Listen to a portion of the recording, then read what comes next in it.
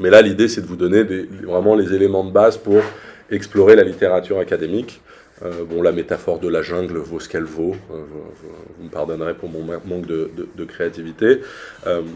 Une fois que on sait à quoi vous vous intéressez, c'est-à-dire qu'on a un peu stabilisé le domaine, etc. Le problème, c'est que vous arrivez en disant mais il y a ça, mais il y a aussi cet angle, et puis il y a cette manière de voir là, et puis il y a ce moment-là, et puis en gros, ce que vous découvrez, ou en tout cas ce que vous restituez, c'est que tout phénomène social, organisationnel, managérial, politique, culturel, est complexe. C'est-à-dire il y a plein de choses, il y a plein d'angles, il y a plein de points de vue, et ils sont tous hyper intéressants. Alors là, le débat n'est pas est-ce que c'est intéressant de regarder ça, ou est-ce que c'est intéressant, souvent votre manière d'évacuer un peu, de prendre une décision, c'est de dire mais est-ce que ça, c'est pas plus intéressant que ça? Non, en fait, les 2, les 3, les 4 points sont intéressants. La question, c'est où est-ce que vous allez regarder? Donc la première étape, une fois qu'on a un peu stabilisé le sujet, c'est de dire on va délimiter. C'est-à-dire oui, tout est intéressant, mais en fait, ce qu'on va regarder, c'est ça. Mais ce qui est frustrant quand on regarde ça, c'est que du coup, on ne regarde pas le reste. Et une des premières étapes, une fois qu'on a eu le thème et la problématique, c'est d'arriver à vous faire dire, dans mon mémoire, je m'intéresse spécifiquement à ça. Alors là, c'est toujours un moment un peu dur, parce que d'abord on vous a dit, soyez curieux, ouvrez-vous, et puis là maintenant on vous dit, maintenant on va zoomer là-dessus. Mais c'est nécessaire pour pouvoir vraiment démêler la complexité du phénomène. Oui. C'est quoi la différence isolée et délimitée? Là on va dire que c'est pareil. Alors, la question, c'est est-ce qu'on garde les flèches qui ressortent? Délimiter, c'est dire oui, il y a plein de choses en dehors, et oui, c'est interconnecté. Juste, je mets la limite là, mais oui, il y a plein de liens. Isoler, c'est vraiment de dire moi, je vais regarder que ce morceau-là, et de le séparer artificiellement, temporairement, du reste. Mais là, l'idée, c'est vraiment de vous amener à fermer ça. Une fois qu'on a ça, c'est-à-dire une fois qu'on voilà, on peut commencer à lire. Mais vous voyez, le processus, il demande d'arriver là pour pouvoir commencer en fait réellement à lire. La difficulté, c'est comment est-ce que je trouve des sources académiques. Ça faisait partie des questions que vous aviez. Et la question académique, c'est vraiment comment on trouve les auteurs fondamentaux sur une notion, sur un courant de pensée. Alors, quand on a de l'expérience, quand on est chercheur, chercheuse, on commence à savoir, on sait quelles sont les revues, les publications, les auteurs. Quand on est en master et qu'on est encore en train de défricher, c'est normal de ne pas savoir. Alors soit vous avez eu un coup de bol, il y a eu un cours qui vous a donné tous les attendus, etc. Tant mieux pour vous, mais quand même, en moyenne, en général, on ne sait pas.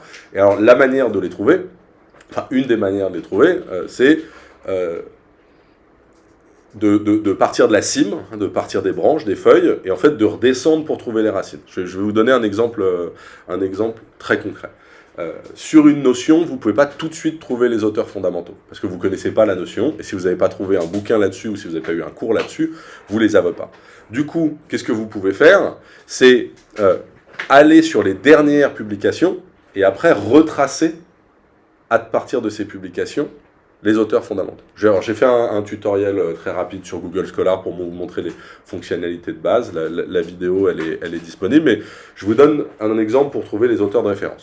Donc, si on cherche un truc classique, qui est mon exemple de base, qui est le contrat psychologique. Psychological Contract, c'est quand même plus simple de chercher en anglais, il y a plus de publications en anglais qu'en français. Si l'anglais c'est une difficulté pour vous, vous cherchez dans la littérature en français. C'est-à-dire c'est déjà un exercice qui n'est pas évident de faire son mémoire, on ne va pas en faire en plus un défi linguistique. Donc c'est vraiment, si c'est trop pénible de lire des articles en anglais pour vous, il y a plein de trucs intéressants qui sont publiés en français. Vous n'aurez pas accès à tout, mais vous aurez quand même accès à plein de choses. Donc, comment savoir qui sont les auteurs fondamentaux de la théorie du contrat psychologique si on n'a pas alors il se trouve que le bouquin a été traduit, mais si on n'a pas les bouquins, si on n'a pas ça.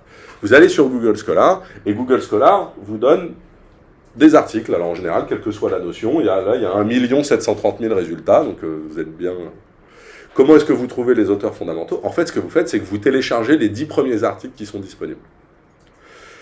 Même juste du moment qu'ils parlent du contrat psychologique. Mais sur ces articles, vous ne les lisez pas. Vous lisez l'introduction, parce que dans l'introduction, il y a des chances pour qu'ils disent, comme le disent les auteurs fondamentaux, comme le dit la définition séminale de machin, et vous allez trouver dans leurs introductions, souvent, des indices de qui sont les auteurs fondamentaux. Et si vous regardez après leur bibliographie, vous pourrez voir s'il y a des références qui reviennent. Donc là, quand j'ai fait la recherche à l'époque, j'ai téléchargé les 3 premiers articles, j'ai pris les PDF, j'ai regardé l'introduction, j'ai regardé la bibliographie, et il se trouve que j'ai remarqué que dans chacune des bibliographies, à chaque fois, il y a la référence à Rousseau 89, Psychological and Implied Contracts in Organizations, dans la revue Employee Responsibilities and Rights Journal. Donc là, ok, on a la référence qui a l'air d'être centrale, puisque des gens qui ont publié récemment sur le sujet renvoient à cette auteure comme étant celle qui a posé la définition. Du coup, vous allez dans vos bases de données, alors j'ai aussi fait un tutoriel pour Kern et pour EBSCO, mais du coup, vous allez chercher cet article-là. Celui-là, il faut le lire en entier, puisque les gens qui travaillent sur le sujet se réfèrent à cette référence-là. Du coup, il faut aller voir ce qu'a fait Denise Rousseau sur le sujet. Et une fois que vous avez ce point de départ, maintenant, vous pouvez commencer à avoir les éléments nécessaires pour votre cadre conceptuel, pour votre revue de littérature. Parce que maintenant, vous avez les fondations.